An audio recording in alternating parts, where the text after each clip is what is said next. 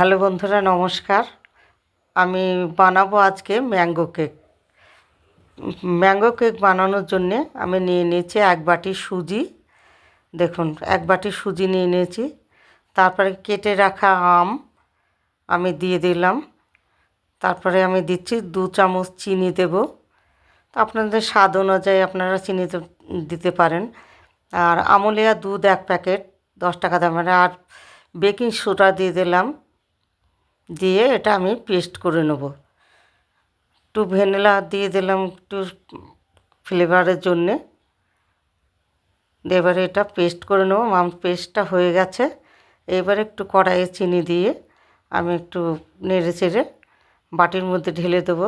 দিয়ে কেকটা ওই মিশ্রণটা যে করে রেখেছিলাম মিশ্রণটা আমি ঢেলে দিলাম। এবার কয়েকটা কিশমিশ বাটির মধ্যে আমি ছড়িয়ে দেবো। দিয়ে আমি কড়াইয়ে জল বসিয়েছি। তারপরে কেকটা বসিয়ে দিলাম, গরম করতে হতে দিলাম।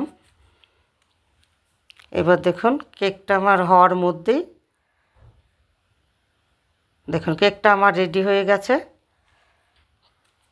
কেকটা খুব সুন্দর হয়েছে, দেখতেও ভালো হয়েছে, খেতেও খুব সুন্দর হবে। তো আপনারা ভালো থাকবেন, সুস্থ থাকবেন। চ্যানেলটা